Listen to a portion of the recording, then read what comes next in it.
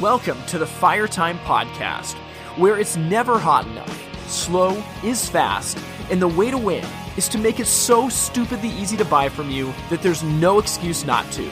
I'm your host, Tim Reed. And as always, I'm so excited to be here today. Welcome to the Fire Time Podcast.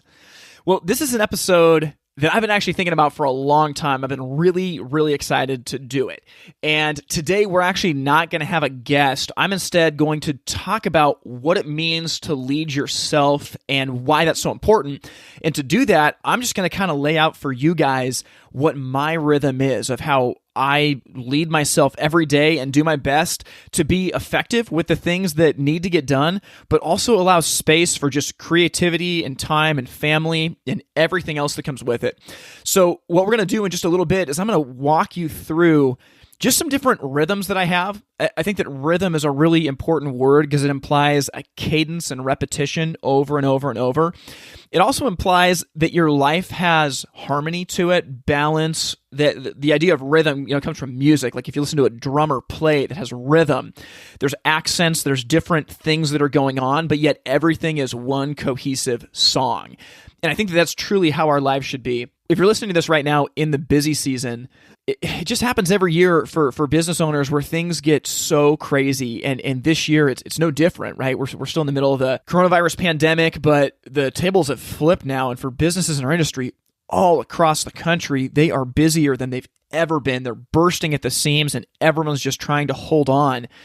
And my hope is that today this breathes life into you and it makes you maybe take a step back and think, am I actually being effective in the way that I lead myself? Because when we reach a capacity where everyone's just trying to hold on for dear life, we lose the ability to think critically and make good decisions because everything is emotional, it's immediate, there's no time or pause or thought put into it.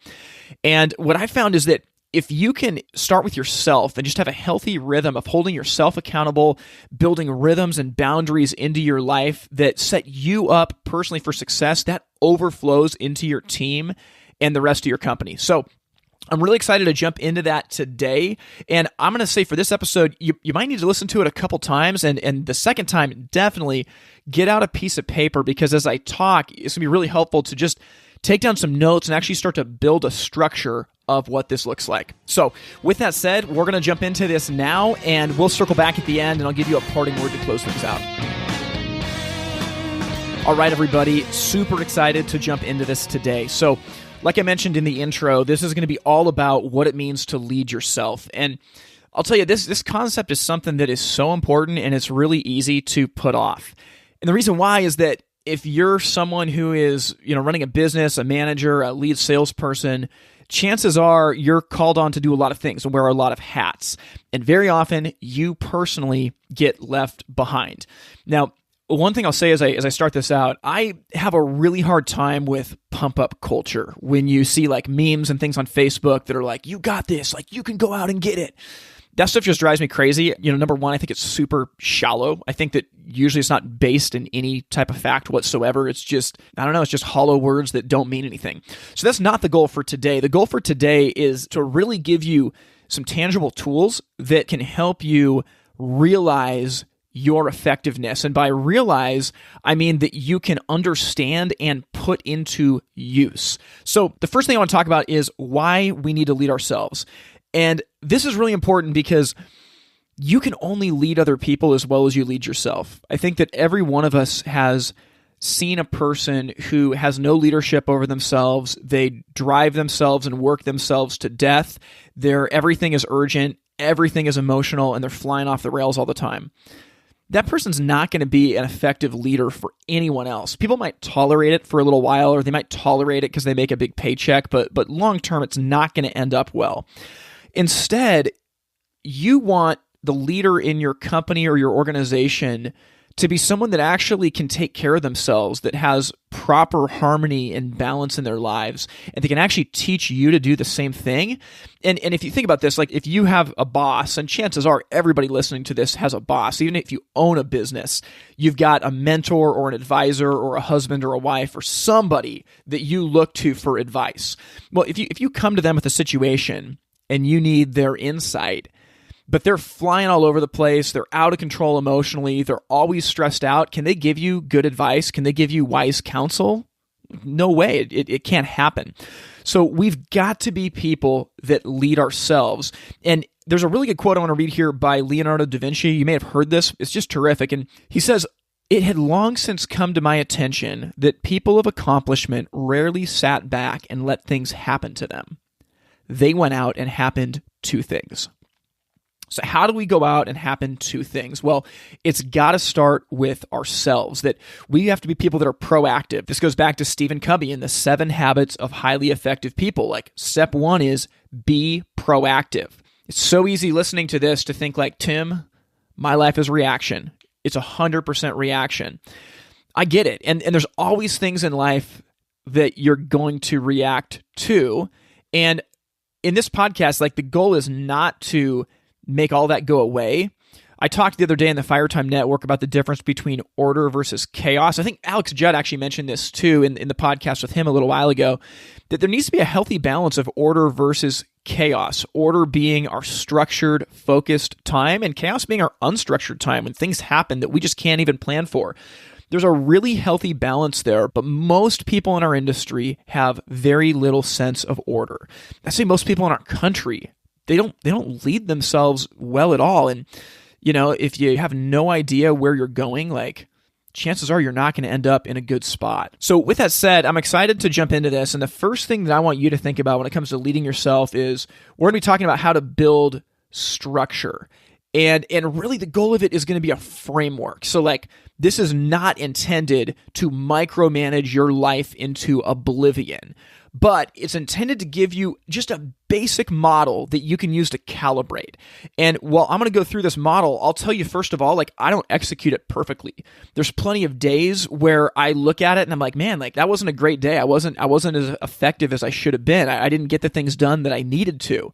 Well, the cool thing is, because I have a model, this is a lens for me to actually judge how I spent my time. If there's no model, I mean, you have no idea if you're winning or losing. So that's the way that I set this up, and I'm really excited to share it with you. What this is going to focus on is you're going to be taking away 3 basic practices today. The first one is going to be a weekly review/plan. The second one is going to be a daily rhythm. And then the third is going to be a time map. These are really important, and we're going to go through them one by one. So the first thing we're going to talk about is the weekly review and plan. This is something for me that when I started it, it absolutely changed my life. And I'll tell you right now, I can tell if I'm going to have a good week or a bad week by if I plan things out and review on Sunday night. I'm just telling you, like, if I look back at my last year, the weeks that are bad or the weeks that I don't do this. And so I try to do it, I mean, almost every single week, unless there's some crazy circumstance that pulls me out of it. But this is really important. I like Sunday nights, and the reason why is because I'm out of the whirlwind. You know, you can try to do this Monday morning. It's going to be tough, though. I mean, when I wake up on Monday, I'm ready to go. I'm in the zone, and I'm jumping in. It's so hard for me to step back and plan and think more strategically. Sunday nights is great. For me personally, I like to grab a little glass of whiskey, go sit out by my fire pit if it's a nice day outside, or I'll go inside to a quiet corner of my house after the kids have gone to bed. And generally, I will take an hour to an hour and a half to do this. So what I use for this is a tool that is called the Full Focus Planner, and it's by a guy named Michael Hyatt. So I've talked about this on the podcast before. This thing costs like $30 a quarter. You can choose to use it or not. The reason that I like it is it gives you a framework for your weekly review and planning, which I found to be really, really effective. And, you know, I look at it as like, well, you know, it costs me $120 a year, and would I pay $120 to be able to focus every single week? Like, yeah, no question. So you can decide to do what you want, but this is the framework that I use. It comes straight out of that. So when I'm doing my weekly review, the first thing I'm going to do is I list out my biggest wins, and I list 3 to 5 major accomplishments from the past week. Well, that means I have to know what I did that week. And it's amazing how you can get to Sunday night and think like, what did I even do last week? So what I do is I look back through my calendar, my digital calendar. I'll look through it and see what did I do every single day. I'll look back through my day planner at the different things I tried to do. I'll think about, you know, what did we do as a family that day? And I'll just write down 3 to 5 things, and it's just unbelievable how cool it is just to look back and celebrate your wins. Like, I'm going back a couple weeks here, and what I'm looking at is a couple weeks ago, I had an amazing week with my family out in Central Oregon. Like, that was amazing. We went on a 5-day vacation. It was really good. My wife and I had a really good conversation just about our relationship, our kids, and our future. Had a really good conversation on an industry project that I'm working on and trying to get launched here. I got a couple new customers for Wi-Fi onboarded. So those are examples of what the wins are that I just look back. I'm like, yeah, like those are awesome things that happened in this last week. Step 2 is you have to take a look at your 3 goals that you had for the week and how far did you get on them. So part of my rhythm is that every week I have 3 basic goals where if I do nothing but these 3 tasks for the week, it's going to be a good week. So what I have to do is I have to actually write those down and say, okay, it's Sunday. This was the goal. What percentage progress did I make? 25%, 50%, 75%, 100%. And that's just helpful to see like, well, at the beginning of the week, I said these things were important. It's the end of the week now. How did I actually do? And this helps you start to become accountable to yourself. What I find is that in some cases, by the end of the week, my priorities have changed, and what was important to me at the beginning of the week has now become not important because something else came up. There's other times, though, where it actually was important, and I just didn't do it. But a lot of the time, I'm able to look at this and say, yep, I did that. I carved out time. I made that happen. So after I go through and actually write down and evaluate my progress for these goals I had for the week, next, I have to journal and say what worked and what didn't. So I'll look back at my goals and just make a sentence or two and say, this worked because I carved out intentional time up front and I stuck to it. This goal didn't work because I thought it was important, and the deeper I got into the week, I just realized that it wasn't as big of a deal as I thought. This goal right here, I just didn't do it the way that I should. I didn't carve out time, and so therefore it just didn't happen. Being honest in that self-reflection is super, super valuable. Okay, after that, I ask myself, what will I keep, improve, start, or stop doing? So what I might say, if it's an amazing week, I'll just say more of the same. I was intentional with my time. I stuck to it. I put things in the buckets that they needed to be put in. Or maybe I'll say, you know what? I wasn't as effective because even though I had these 3 goals for the week, I didn't actually make time for them. So this week, when I make my 3 goals on Sunday night, I'm going to calendar space for each of them in during the week. So that way, they're not going to sneak up on me. I'll know that at certain times of the week, I have a space carved out for it. So that's really important. And just asking those basic 4 questions, that'll help you so much, right? So like question number 1, what are my biggest wins for the week? Question number 2, looking at my 3 goals I was trying to accomplish, how far did I get? And then question number 3, what worked and what didn't? And then question 4, what am I going to keep, improve, start, or stop doing? I mean, this takes some time. It really does. I mean, it might take 10 minutes to 20 minutes, but it is worth thinking about this, and especially as you start to build traction week after week after week, it's a big deal. Okay, so after that, what I do, that's reviewing my past week. And like I said, this will take 10 to 20 minutes. But next is I plan the following week. So when I plan the following week, what I do is I look at my digital calendar for the upcoming week. And all of my appointments, I physically write down in my day planner, and I actually write them down in pen. It drives my wife crazy because things change and I cross them out and it gets really messy. But I like to do it in pen. The reason that I do this is it helps me gauge how full the week is. So I look at the digital calendar and maybe I have a meeting with a client on this day. I have a consulting project at this time. I'm going to go in to help a retailer right here. Well, I write all that down in my day planner so that I can actually look and see how full is this. And that actually starts to make me aware of how much time do I actually have to work. I like it a lot. What I also like with it is it cements it in my mind. It's a lot harder for me to forget an appointment when I've physically written it down in my day planner. And like every day, I obviously look through my day planner and check it. So it makes it way harder for stuff to sneak up on you. Okay, so after that, what I do is I just make a list of all the things that I need to do for the week. And there's going to be a lot of them. I mean, this list could be anywhere from like 5 to 20. It kind of just depends on the week. And this is only Sunday night. Like, stuff's going to come up during the week. But to the best of my ability on Sunday night, I know, okay, these are the 10 things that I really need to do this week. What I do is I take the top 3, I turn those into my goal for the week. So I write down, okay, these are the 3. Like, if I get nothing done this week, these are the 3 things I've got to get done. And for those 3, I actually carve out calendar space. So I'll say, okay, you know what? I've got space on Tuesday morning, and I'm gonna make a meeting with myself for 2 hours to work on this. Okay, Thursday afternoon, I've got 1 hour. I'm gonna make a meeting with myself right here to get this done. That really increases the likelihood of actually doing this. If you just have a list of tasks, but you don't assign time to it, it's gonna be really hard to get them done. So I do that for the big 3. For the rest of my task list that I understand I need to get done or I want to get done that next week, I assign a day to everything. So I don't assign a time, because this is again, it's not the top 3 that are like the super, super, super important. What I do for the rest of this is I should put a day by it and say, okay, these are going to be things I try to get done on Monday. These I'll try to get done on Wednesday. This I'll try to get done on Thursday, and then Friday. And I'll just go in my day planner to those days of the week, and I'll just write those tasks down. So that way, every single day, I'm able to go into it, look at the day, see what is, on my calendar, and these are the things I need to get done.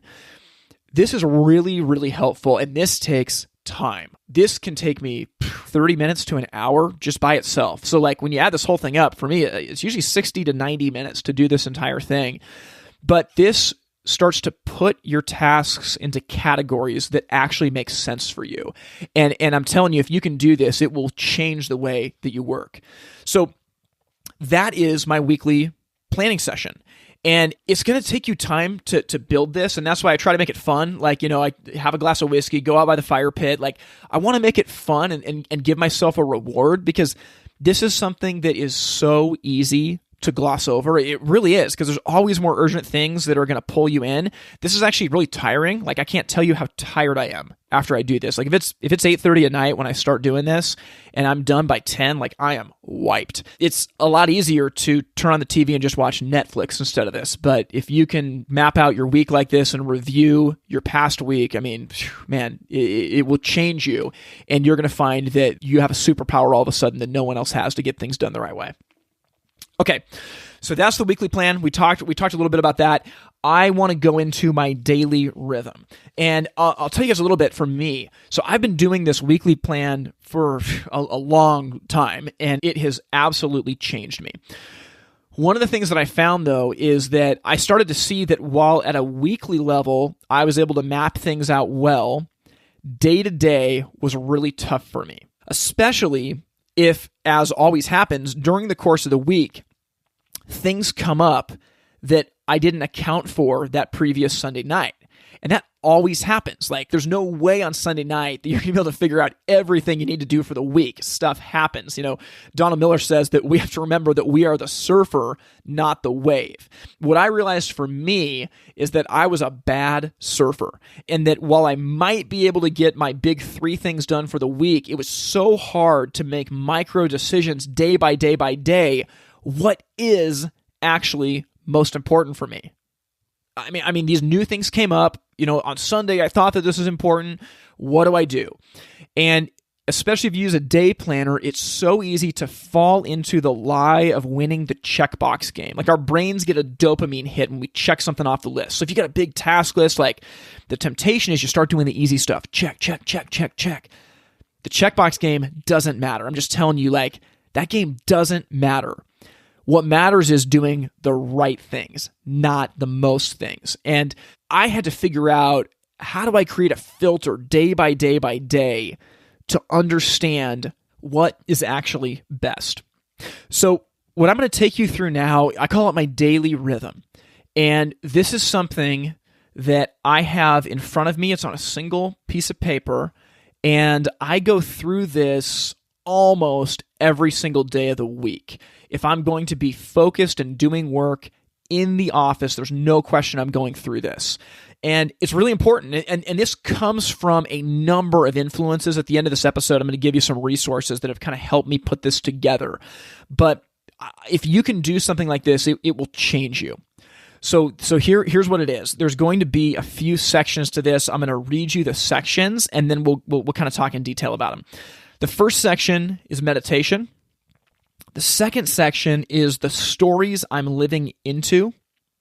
The third section is where I want my career to be in 5 years, in 1 year, and next quarter. Next up is what can I do today? And then lastly is prayer. So I'm going to walk you through this, okay? So first up is meditation. Like if you're in the middle of the whirlwind, right? Say it's a Wednesday morning. Yeah, you had a plan on Sunday, but there's a lot of new things that have come up, and it's Wednesday morning. How do I know what is best to do? I'm telling you, start with meditation, okay? Find something. So for me, I've got a scripture that I've memorized and I have written down right here on this piece of paper, and I just out loud, I just say this to myself. I think on it. I meditate on it, and it takes me like 15 seconds to 2 minutes, not very long. So for you, maybe it's a scripture, maybe it's a memorable quote, maybe it's an excerpt from a book or a poem, but find something that centers you. And that's where you start, okay? You center yourself on this meditation. The next section is stories that I'm living into. The truth of the matter is that we build our lives on a series of stories. And if you are not self-aware of the stories that you have built your life on, they will own you, period. They will absolutely own you. For me, I've done a lot of thinking about this, and I realized a while back that there were 4 primary stories that I had built my life on. And what I'll say is that the stories were actually all true, but they weren't helpful to take me to where I want to go. They actually had been helpful in many ways to get me to where I am. But when I look at where I want to go, I got to leave those stories behind and I got to live into new stories. So think about this for you.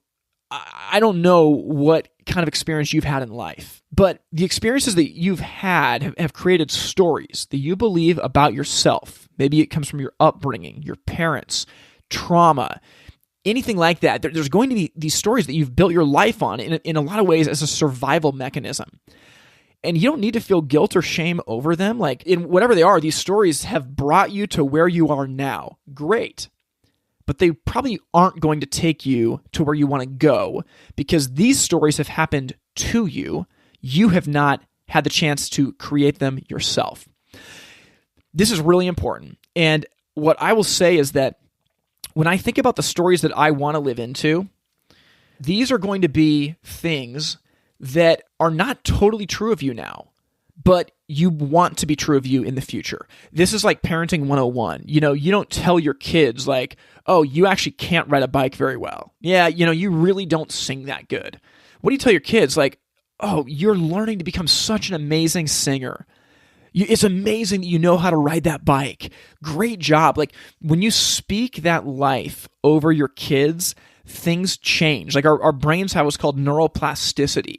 And we actually can change what our brains do and how our bodies function by the stories that we believe. Now, I'll back this up and preface. At the beginning of the episode, I said, I am totally against, the self-help, you got this, you're a rock star, you can just go out and crush it today.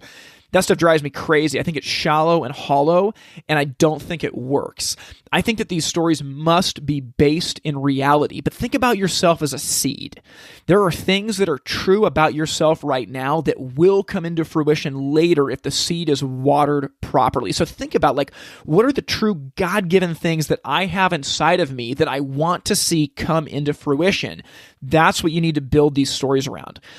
I'll tell you, for me, I've got 4 stories that I say out loud to myself every single day, and they're actually modifications of my old stories. I took my old stories and I said, okay, these things are true, but they're not helpful. But there's bits of truth. So let me take those bits of truth and let me turn it into something else. And I'll tell you, one of them that I have is I'm just a punk rock kid playing games. And I can go into all these details of how that helped me. It got me to a certain point, but I'm telling you, for a lot of reasons, that story was not helpful in taking me to where I want to go. So what I started thinking about is the idea that I've been perfectly qualified to see things differently than anybody else, both of those stories, it may not sound like it to you, but both of those stories actually have roots that are exactly the same.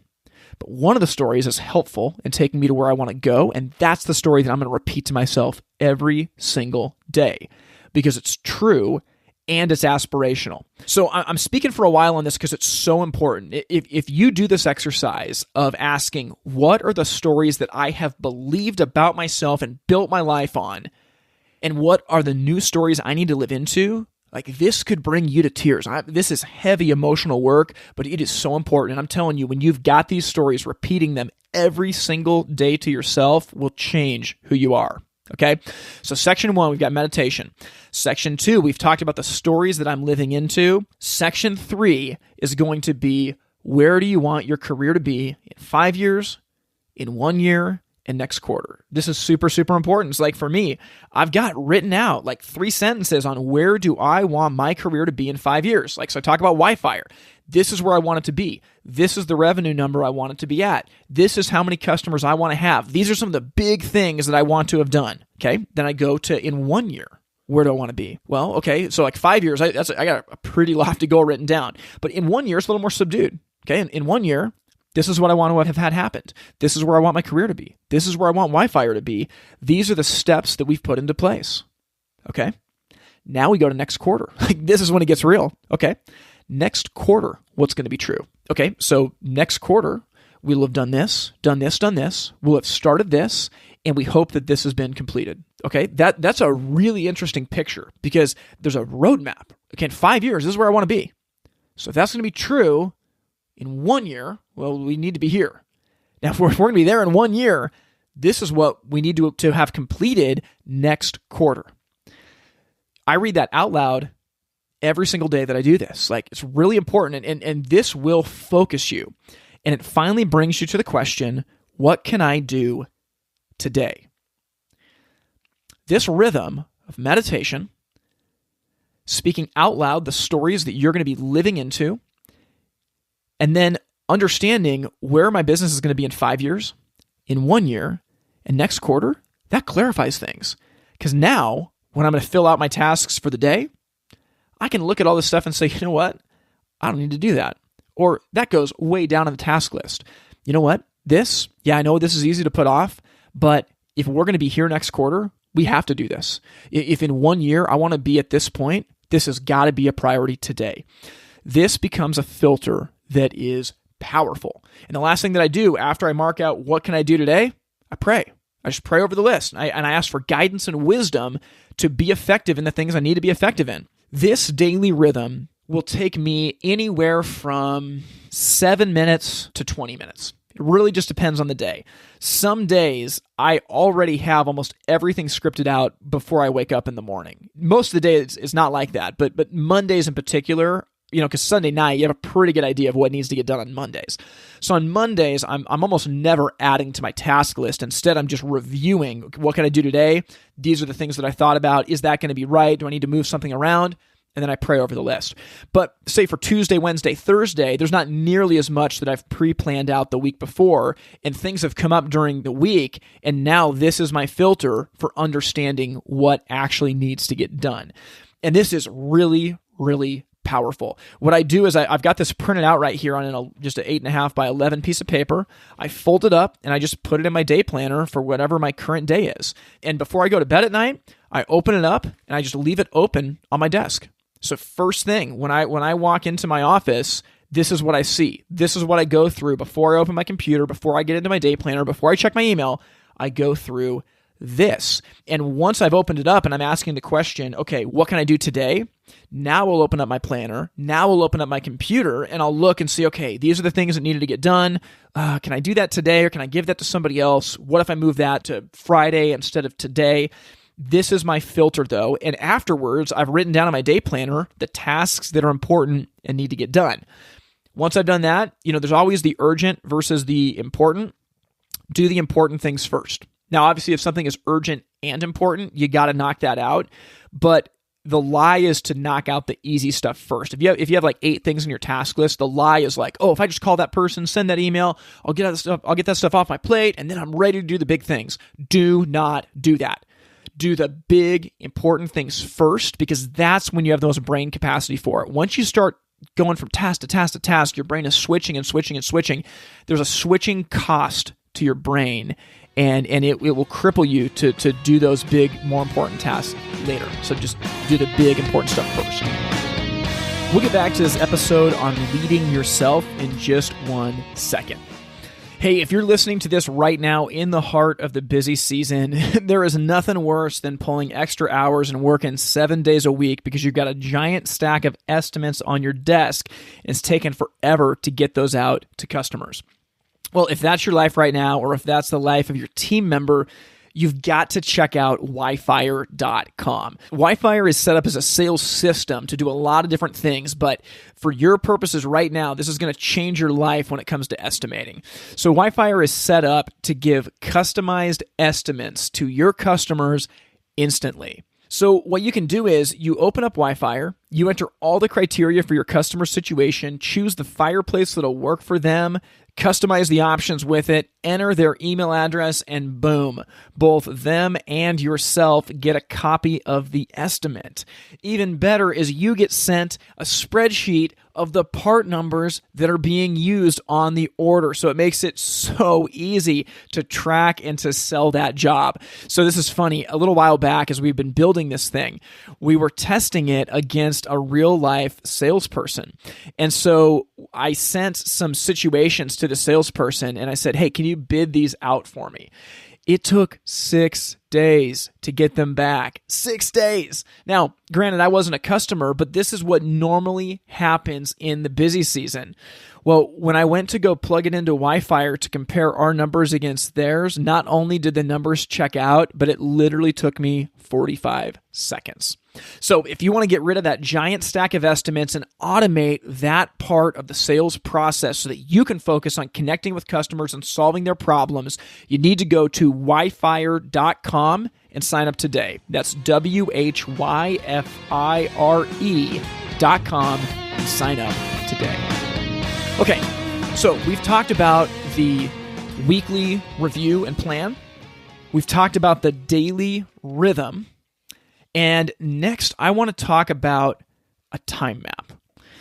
This is something that is really, really important.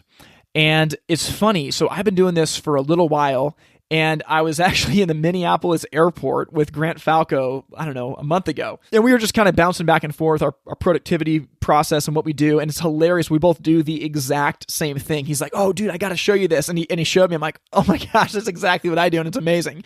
So what I try to do is I do a time map of what I would like my week to look like. And you're going to be listening to this thinking, are you kidding me, Tim? Like, how much time do you have on your hands?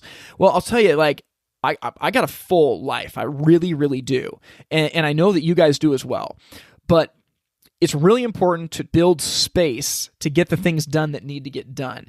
And a mistake that people make is they get too micro with this. So like sometimes people will do a time map and say like, okay, well, every week I need to, do an inventory of the warehouse. And so I'm going to always do that on Fridays at 9:30. And then I always need to have an installation meeting with my installation manager. And so I'm always going to do that on Thursdays at 9:30. And then I need to go over a sales report. So I do that on Tuesdays at 1. And they build that as their template for the week. And while all those things are important, and while they should be in your calendar, I would say that that's actually not your template for the week. That's too micro. So my suggestion is to zoom way out, super big picture. And I would divide up some really basic time blocks. The first one is what's called projects. Projects are going to be things that are incredibly important and that only you can do. That's it. They're really important and only you can do it. I'm sure you can all think about things like that. Like there's going to be projects that you've been trying to get done, you haven't made time for it, or maybe you're in the middle of right now and it's super hard to carve out time. For me personally, what I do with projects is I've got 2 hours on Monday, I've got 2 hours on Tuesday, I've got 2 hours on Wednesday, I don't have any project time on Thursday, and I don't have any project time on Friday.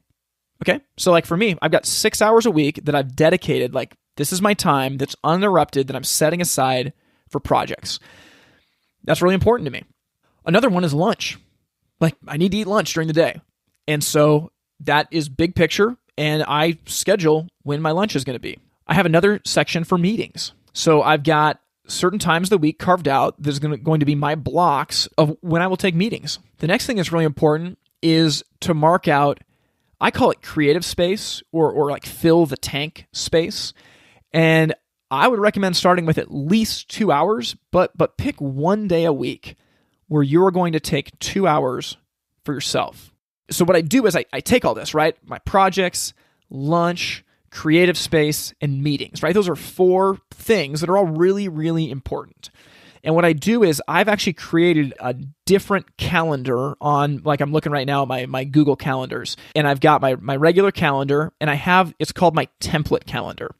And on my template calendar, I put this stuff. I put a block of my project time on this day, on this day, on this day, a block for meetings on these days, my lunch at these times every single day, and then one day a week, my creative space or my fill the tank space.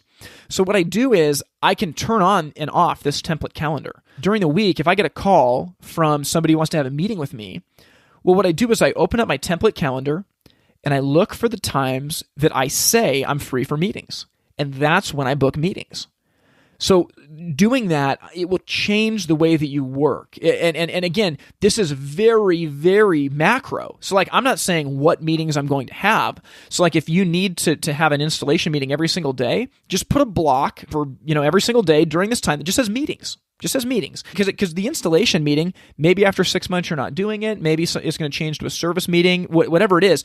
But you've just set aside, hey, this is my mental block for meetings, and that will change the way that you think. It'll prepare you for going into it. You do the same thing with projects. So for me, like I'm looking at this Monday morning from 8 a.m. to 10 a.m., I've got set aside for projects.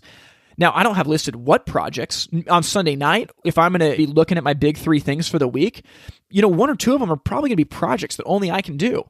Well, the cool thing is I can say, I've got some time carved out on Mondays and on Tuesdays and on Wednesdays during these times to do projects. I want to take an hour of that project time and use it for this.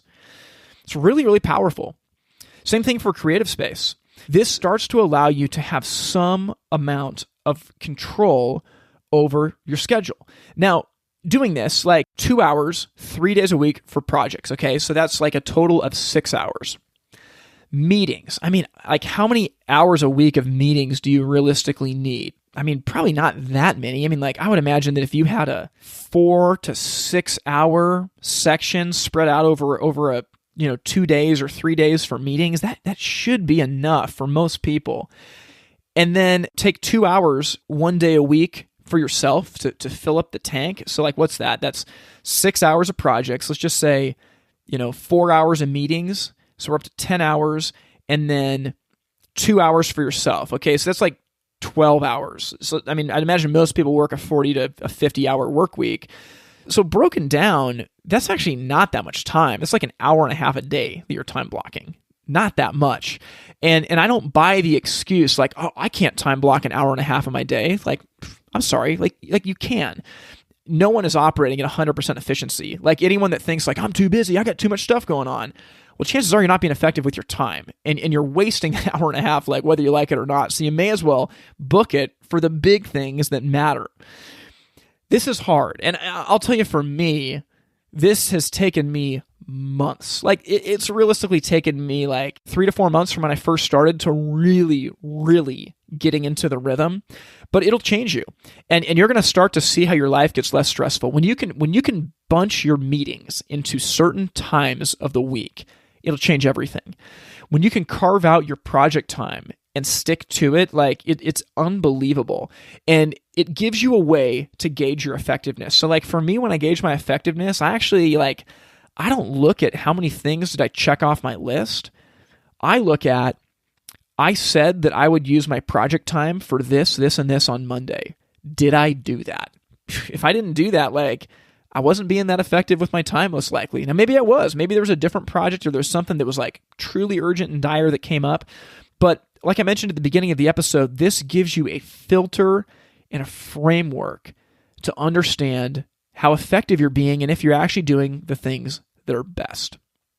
Okay, the time map. It's tough. And on my time map, I've got more than this on it, but just those basic few things. If you can start with projects and okay, I've got 6 hours a week, give yourself 4. If you truly think you're that busy, give yourself 4. Take 2 hours, 2 days a week, or take 1 hour, 4 days a week. You can give that time up. Lunch. Schedule yourself lunch. Meetings. If you do this, it will change the way that you work, and it's really, really powerful. Okay, so we've talked about all these things. We've talked about the weekly review. We've talked about the daily ritual, and we have talked about the time map. I'm going to give you a couple other pieces for me that I think about that help make me a holistic person that is hopefully, self-aware and healthy. And one of the things, when people meet me, I do a lot of things. There's no question about that. I've got a lot of irons in the fire. But I don't think I'm that busy. I've actually made it an active goal to quit busyness. That's what I'm trying to do. Because I think there's a difference between having a full, healthy schedule and being busy. I don't want to be busy. I want to be, full in a healthy way and doing the right things. So a couple other rhythms for me that are really important outside of these is I have a rhythm of scripture and prayer. And my goal is that I carve out 30 minutes 5 days a week. Now, that doesn't always happen. But again, that's the goal. And I have certain times of the day that I put some of this into my time map. But it helps me know, was I effective this week? How many days was I able to do that? Another one is exercise. For me personally, I try to run 4 days a week. I try to run on Tuesdays and Wednesdays at about 5:30 in the morning.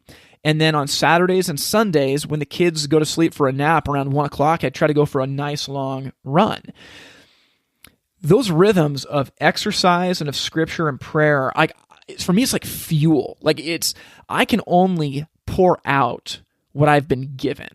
And those rhythms for me fill me up. That is the fuel that I need. I'm not one of those people that believes I have a spiritual life, quote unquote. I think that all of life is spiritual. I don't believe in dichotomizing that stuff. So I look at this as this is fuel. I'm fueling my mind. I'm fueling my body. And this is what gives me capacity to pour into others. So this is really important to build rhythms for this. Maybe it's you listening to a podcast. Maybe it's you reading a book. Maybe it's you just thinking, whatever it is, but this is important. Another rhythm, though, is family. We all have families. And so for me, on my time map, I've got 4 hours a week on Fridays that I carve out to be 100% with my kids, to give my wife a break. And I fight for that every single week. There's some other family things that we have written in there too. But if I don't map that stuff out, it never happens.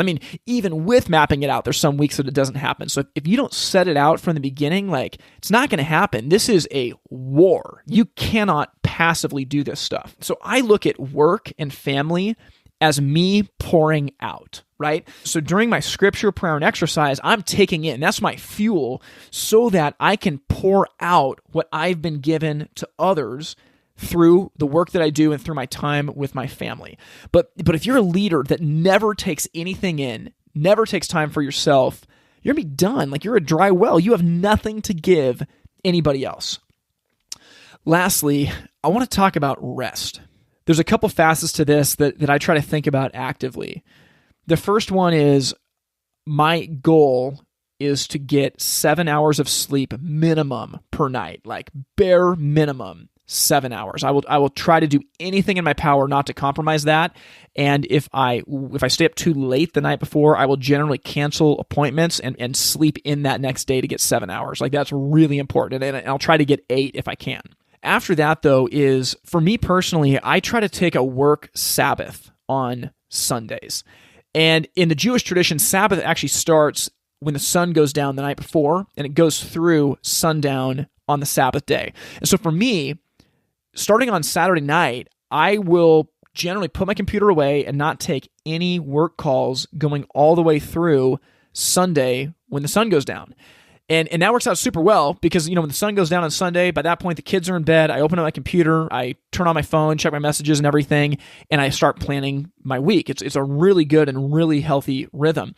But doing that, it changes me on Sundays. Like, it helps me focus. Like, I can rest. I can just be with my family. Like, I can play basketball. I can play guitar, work on a project, just like think about things, go for a walk. It's one day of the week where I am choosing actively to say, I am not the center of the universe.